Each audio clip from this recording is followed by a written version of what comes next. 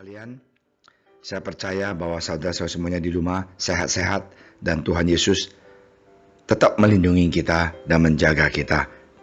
Puji Tuhan. Ya, mari kita sama-sama berdoa. Terima kasih Tuhan Yesus atas hari ini yang luar biasa indah. Tuhan, Kau urapi hamba Engkau yang akan menyampaikan firman Engkau.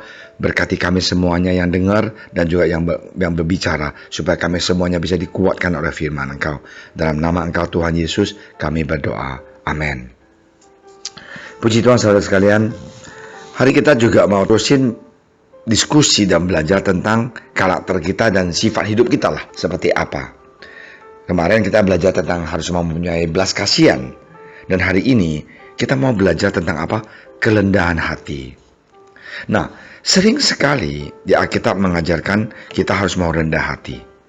Nah, sebenarnya kerendahan hati itu adalah salah satu wujud kerendahan hati adalah mengakui kesalahan kita yang kita lakukan dan berupaya memperbaikinya atau meminta maaf. Nah, saudara sekalian, saya dan Anda tidak ada satu orang pun yang benar. Tidak ada satu orang pun yang tidak ada celah dan cacatnya. Kita harus mau rendah hati, datang kepada Tuhan dan ngaku, Tuhan, aku ini orang berdosa. Tuhan, aku mau rendahkan hati saya. Tuhan, maafkan saya, Tuhan. Nah, inilah kuncinya. Kadang-kadang orang bilang, aduh pastor, gimana sih saya bisa terima Yesus, bisa kenal Tuhan Yesus? Saya bilang sebenarnya sederhana. Yang harus kita lakukan adalah rendah hati. Rendah hati mengaku kesalahan kita di bawah kaki Tuhan. Rendah hati katakan kepada Tuhan, Tuhan, aku gak sanggup. Aku tidak sanggup karena aku manusia terbatas. Di Mazmur 32 ayat 5, dosaku kuberitahukan kepadamu dan kesalahanku tidaklah kusembunyikan. Aku berkata, aku akan mengaku kepada Tuhan pelanggaran-pelanggaranku dan Engkau mengampuni kesalahan karena dosaku. Mazmur 32 ini menulis begitu jelas. Dia begitu tulus dan jujur dan rendah hati mengaku kesalahan dia dan dosa dia.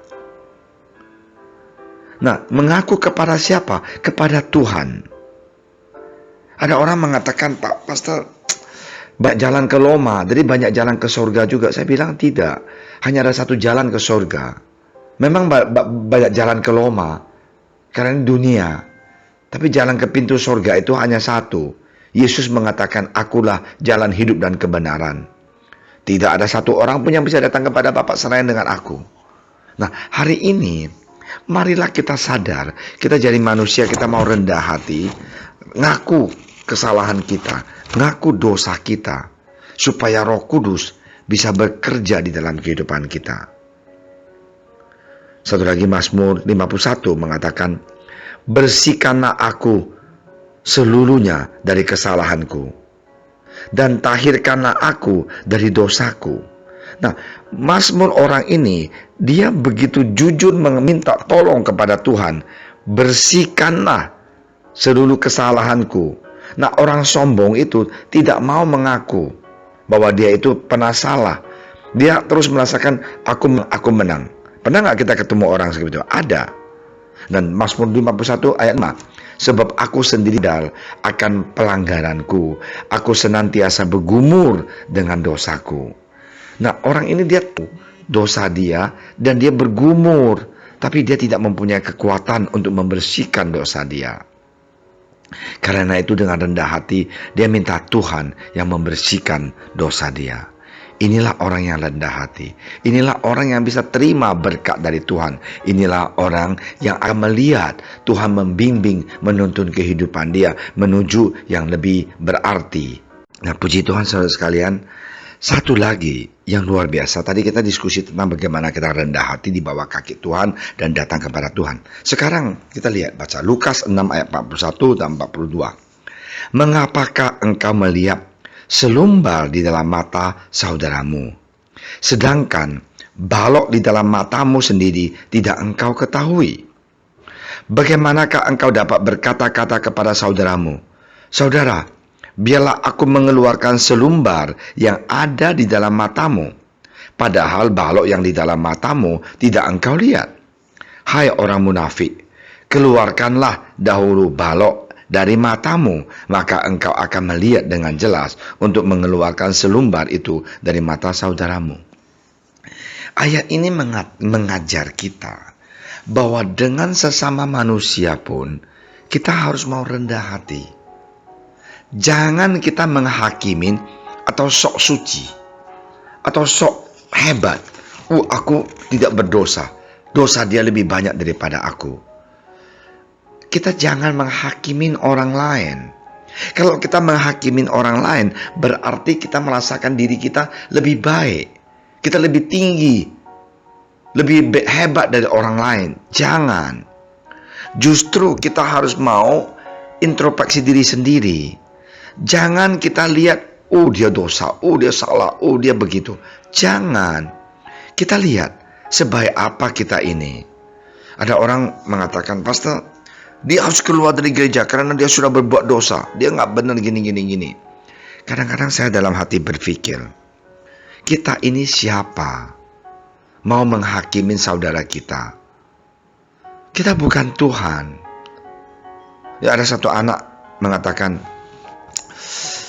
"Aku sebenarnya nggak tahu bagaimana ya, merasakan Tuhan itu nggak ada gitu loh." Dan saya tanya,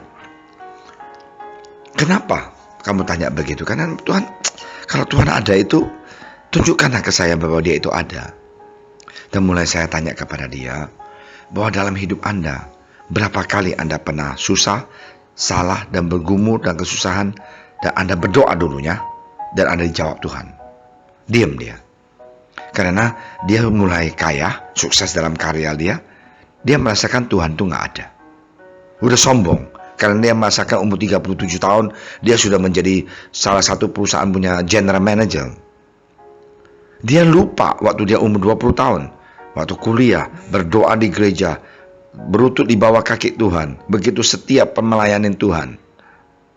Nah, inilah manusia. Waktu kita sudah mendapatkan apa yang kita mau, waktu kita merasakan kita sudah sukses, quote-quote, dengan mata duniawi, orang duniawi mengatakan, dia sukses, umur 37 tahun, udah mulai punya rumah, punya mobil, apa juga ada. Iya benar, puji Tuhan Anda sukses. Tapi ingat, harus jadi orang yang rendah hati. Jangan karena kita sukses, kita menghina saudara seiman. Nggak selevel. Gereja ini mah nggak selevel dengan saya nggak mau datang. Kenapa? Banyak orang yang nggak ada uang. Saya mau ke gereja yang semuanya yang punya uang. Itu orang kayak gitu, susah. Jangan kita sombong. Belajar rendah hati. Rendah hati dengan Tuhan, di hadapan Tuhan, rendah hati sesama manusia. Jangan kita merasakan karena kita kaya, suara kita harus didengar. Tidak tentu. Marilah kita ingat, rendah hati terhadap satu dengan yang lain. Jangan hakimin saudara seiman ataupun orang lain. Saudara sekalian, kita nggak punya hak. Karena kalau kita punya hak, kita itu sudah jadi Tuhan. Tuhan baik kok. Kalau kita tidak berbuat dosa seperti orang itu, jangan kita hakimin dia. Kita berdoa buat dia, mengasihi dia, bantu dia supaya dia keluar dari lubuk dosa itu. Ya, puji Tuhan. Mari kita sama-sama berdoa. Tuhan Yesus, terima kasih Tuhan atas firman Engkau yang begitu luar biasa. Mengajar kami harus mau rendah hati di bawah kaki Engkau. Dan juga rendah hati dengan sesama manusia. Jangan menghakimi saudara seiman kita. Karena kita tidak tentu lebih baik dari mereka. Terima kasih Tuhan Yesus. Bimbinglah kami, tuntunlah kami. Supaya jadi manusia yang rendah hati, mau mengaku kesalahan dan saling memaafkan. Tuhan, Engkau juga berkati bangsa negara ini supaya kita cepat-cepat melewati pandemi ini dan menang atas segalanya. Tuhan, Engkau berkati dokter dan suster yang di front line. Tuhan, jagalah kesehatan mereka dan